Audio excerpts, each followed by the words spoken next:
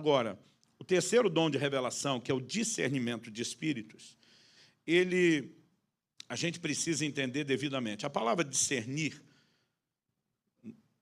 no dicionário da língua portuguesa, significa conhecer distintamente, perceber claro por qualquer dos sentidos.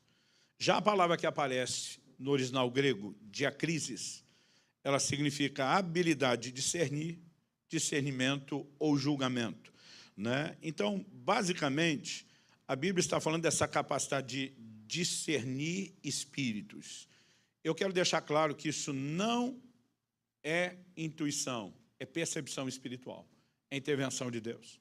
Outro dia eu estava conversando com uma pessoa no final de um culto, uma igreja que eu preguei, e uma outra pessoa passou. Quando a pessoa passava, o cara que falava comigo parou de falar, mediu a pessoa de alto a baixo, acompanhou com os olhos. Quando a pessoa finalmente passou, foi embora e virou para mim e falou: esse aí não vale nada. Eu falei: como é que você sabe? Você conhece ele? Não tem o discernimento de espírito. Eu falei: não, o que você tem chama julgamento, criatura. O discernimento, você não precisa olhar, medir a pessoa como você mediu, julgar como você julgou, avaliar como você avaliou. É uma manifestação espiritual. Eu falei: esse negócio que você tem nada a ver com o dom que você está achando que é. Mas o que eu e você precisamos entender é que o discernimento de espíritos, que também se manifesta ou por meio de uma visão ou de um testemunho interior, ele tem a ver com a capacidade de perceber os espíritos. Então, por exemplo, toda visão de Jesus ressuscitado, toda aparição de Cristo a alguém é uma manifestação do discernimento de espíritos. Toda visão de anjos é uma manifestação do discernimento de espíritos. Toda visão de demônios também é uma manifestação do discernimento de espíritos. Agora, o discernimento de espírito não acontece só por meio de visões, mas claramente, quando falamos das visões, né, nós temos aqui um volume até maior de exemplos, inclusive, da própria Escritura. Quando eu olho para o Velho Testamento, eu vejo aquele texto 2 Reis, capítulo 6, de 15 a 17, quando o moço de Eliseu vê a cidade cercada por um exército, diz: ai, meu senhor, o que faremos? Eliseu diz para ele: maior número são os que estão conosco do que os que estão com eles. Imagina a confusão na cabeça do rapaz, olhando para Eliseu, contando 1, 2, 2, 1, 2, 2, 1. Como é que esse monte de gente pode ser em menor número do que a gente?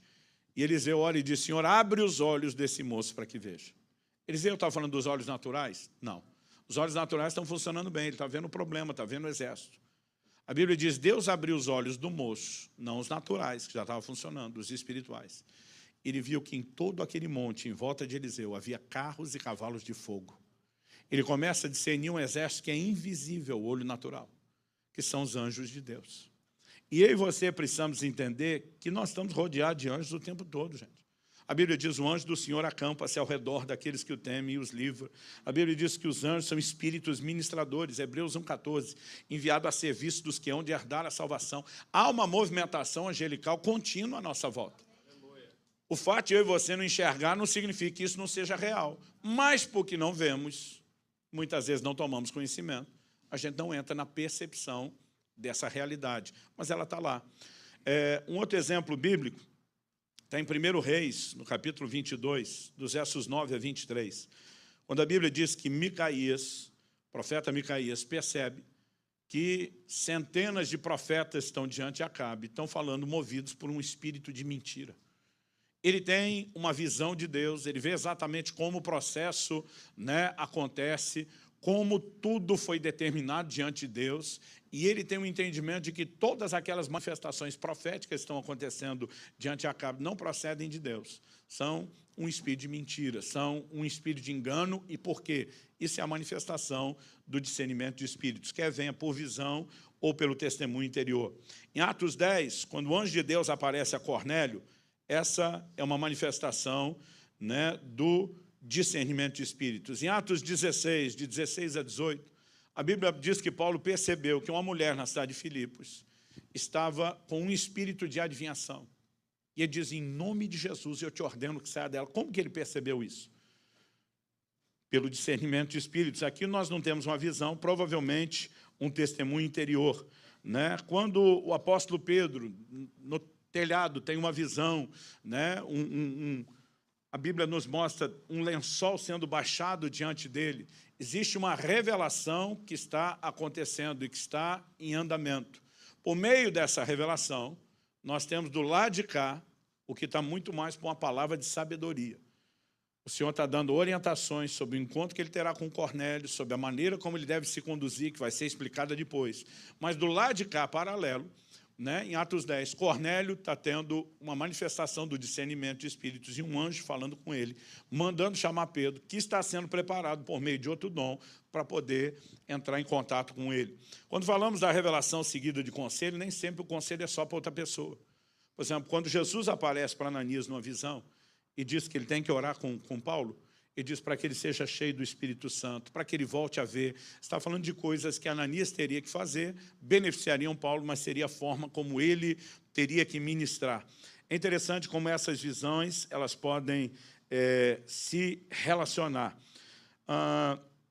O discernimento de espíritos, ele traz essa capacidade de perceber o plano espiritual. Às vezes pode vir, como eu disse, de uma forma impactante.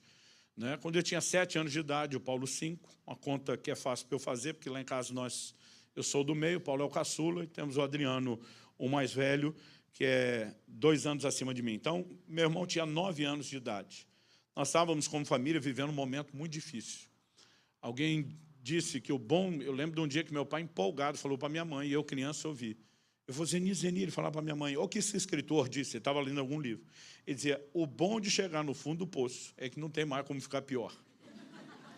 Quando esse é o motivo de consolo que alguém tem, você imagina como está difícil. Um dia desses, uma pessoa falou, pastor, eu discordo. Às vezes a gente chega no fundo do poço e descobre que ele ainda tem porão, dá para piorar. Mas, naquele momento difícil que a família estava vivendo, eu lembro que um dia, naquela época, criança ia cedo para a cama, tipo 9, 9h30 da noite, a gente já estava, né, na cama para dormir. E meus pais botaram a gente para dormir. Eu e o Paulo já tínhamos dormido. Eu não sei se meu irmão mais velho, o Adriano, não dormiu, ou se dormiu um pouquinho, acordou. Mas ele levantou. E quando ele levantou, abriu, saiu pela porta do quarto. A casa tinha só 2 quartos no fundo. A porta do quarto da minha mãe estava fechada, minha mãe estava orando no quarto. Ele sai pelo corredor em direção à sala da frente, passa pelo banheiro, lá na frente tem uma saída para a cozinha, tinha a sala de jantar, que era o único cômodo com a luz acesa, passa por ela e vai até a sala da frente. Ele entra porque ele está ouvindo a voz do meu pai orando na sala. Quando ele entra na sala, ele vê meu pai ajoelhado, debruçado no sofá orando. Mas ele levou o maior susto da vida dele. Ele vê a 1 metro mais ou menos atrás do meu pai e a mais ou menos 1 metro do chão uma pessoa com as mãos estendidas sobre meu pai. Segundo ele, as roupas eram de luz e o homem usava vestido e estava descalço. E quando ele vê aquilo, ele sai gritando desesperado. Ele quase botou a porta do quarto de mamãe abaixo, com o desespero do que ele viu. Minha mãe para de orar, vai atender. Meu pai sai da sala para ver o que está acontecendo. O desespero dele era grande. E dizia o que foi. Ele dizia para meu pai, tinha alguém atrás de você. Eu fui na sala, o senhor estava orando, tinha alguém atrás de você. Né? Meu pai perguntou, o que você viu era ruim? Não, era bom. Não era ruim. Mas por que você está desse jeito? Porque foi assustador. Né? Ele falou, era um homem de vestido. Né? O homem estava descalço, ele descrevia as mangas talares. E ele diz, a roupa dele era de luz.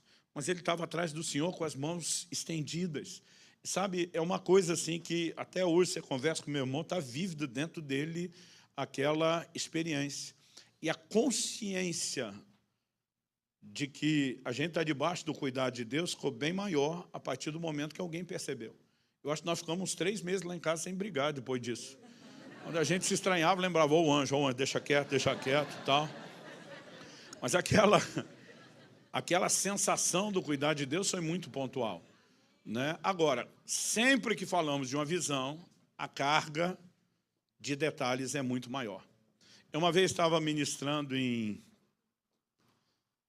Teixeira Soares, que é no fim da Bahia, ou de Freitas? De Freitas. Soares é perto de Irati, no Paraná. Eu estava ministrando no sul da Bahia e eu fui justamente falar sobre os dons do Espírito e chegamos na parte dos dons de cura. E quando chegamos na parte dos dons de cura, senti de orar por alguns problemas. E eu queria dar uma demonstração de que aquilo era simples. Então eu falei, olha, eu vou chamar alguns problemas específicos que Deus está falando comigo. E eu quero que só essas pessoas venham à frente. Eu falei, não é hora de você tentar pegar a carona do momento e resolver o seu problema. Então, se Deus está me mostrando essas pessoas, eu tenho que orar por essas pessoas. Se alguém vier aqui que não é por esse problema, que sempre tem um espertinho, que ele quer botar a cabeça debaixo da sua mão, mesmo fora de hora. E eu falei, se eu souber que não é, eu vou te dar uma bronca na frente de todo mundo e mandar voltar. Por quê? Eu sabia o que eu estava falando. Depois que o primeiro é curado, filho, começa a confusão de todo mundo que é oração e não quer mais ouvir a orientação.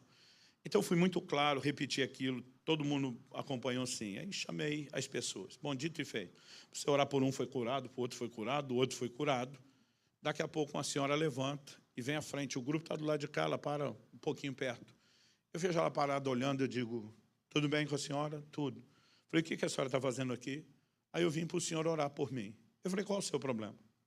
Ela falou, eu estou com o braço quebrado. Não tinha nada a ver com o que a gente tinha falado. Quando ela falou isso, eu já comecei o sermão. Falei, minha senhora, eu não sei a expressão, não te disse, mas eu falei, eu não disse antes, a hora que eu comecei o sermão para dizer, não era para estar aqui. Algo acende no meu espírito, eu não consigo te explicar, não vi nada. Eu estou olhando para ela, eu só vejo ela. Mas algo acendeu no meu espírito. E era uma certeza tão absoluta que ela era mais forte do que os sentidos. Eu sabia que tinha um anjo de Deus em pé do lado dela. A altura dele era muito maior do que ela. Eu não consigo te explicar, eu não via nada. Pastor, nem uma névoazinha, esfumaciada, nada, eu não via. Mas eu sabia que ele estava ali. E olhando para ela, ele estava do lado direito dela, o meu lado esquerdo. E a hora que eu percebi aquilo, eu simplesmente parei assustado. E era uma percepção daquela presença que me trazia temor. Eu parei e falei, qual braço que está quebrado? Ela fez assim, o direito, que era o lado que eu percebia ele. Eu pensei, Deus não me fez perceber isso à toa. Eu falei, Deus vai fazer algo. E muitas vezes os anjos estão envolvidos nas intervenções de cura, como lá no tanque de Betesda. Eu falei para ela, senhora, se aproxime. Eu falei, qual o seu problema? Ela falou, eu quebrei o braço, não pude fazer a cirurgia, por causa, acho que era um quadro de diabetes. E eu falei, o que a senhora consegue mexer? Ela falou, mexer só esses dedos um pouquinho. É insuportável a dor, mesmo parado, o que dizer tentando mexer. Eu não consigo fazer nada. Né? Eu não vi debaixo da roupa, o inchaço como estava. Mas o Espírito de Deus me moveu. Não tente fazer isso em casa. Né? Em lugar nenhum, se você não tiver a direção de Deus. O Espírito Santo me moveu. Eu falei para ela, vem cá. Eu lembro quando ela veio, eu peguei e botei o microfone no bolso, parecia o Silvio Santos. Ficou pendurado ali, para ficar com as mãos livres. E quando ela chegou, eu só me agachei na plataforma para ficar um pouco mais na altura. E quando ela chegou perto, eu dizia, olhe para mim. Ela olhava, abaixava a cabeça, eu dizia, olhe para mim. Eu não queria que ela visse o que ia fazer. E eu lembro assim que com uma mão eu dei um tapa naquele ombro. E com a outra eu peguei e puxei e levantei. Eu só dei um grito. Falei, em nome de Jesus, ser curado. E erguei aquela mão depois do tapa. A mulher deu um grito que gelou minha alma. Honestamente, o que me passou na cabeça, humanamente, naquele momento, porque a primeira foi um impulso do Espírito, foi, agora estragou tudo. Eu fiquei assustado, fora que ela pula para trás, ela começa a rodar esse braço e diz, eu não estou sentindo mais nada, eu não estou sentindo mais... Gente, essa hora que você perde o controle de qualquer reunião. Eu brinco que você pode dar um espirro, um já é batizado no Espírito Santo, por quê? É aquela coisa do testemunho, Deus está no meio de nós. Mas por que aquilo aconteceu? Por causa de uma manifestação do discernimento de Espírito. Aí você para e pergunta, por que Deus está mostrando que tem um anjo? E eu nem vi o anjo. Mas eu não consigo te explicar o quanto aquela presença era real. Muitas vezes, quando eu estou orando por cura, e eu paro do lado de alguém e eu percebo aquilo, eu sei que algo mais vai acontecer. E quase sempre eu estou orando, ou é por cura ou é por libertação, quando eu tenho essas percepções de um anjo de Deus ali. Às vezes eu sei que tem a ver com o que vai acontecer com a pessoa. Às vezes eu sei que tem a ver com, além do que Deus vai fazer ali, ao que Deus vai fazer na casa da pessoa naquele instante. Impressionante os testemunhos que a gente tem.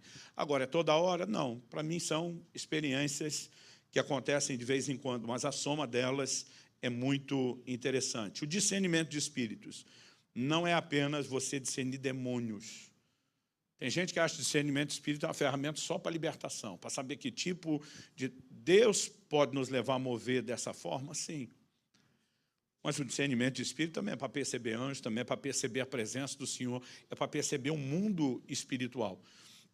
E ele pode se manifestar das formas mais distintas. Eu creio que nós viveremos manifestações no tempo do fim de intervenções angelicais, como há muito tempo não se vê e não se fala.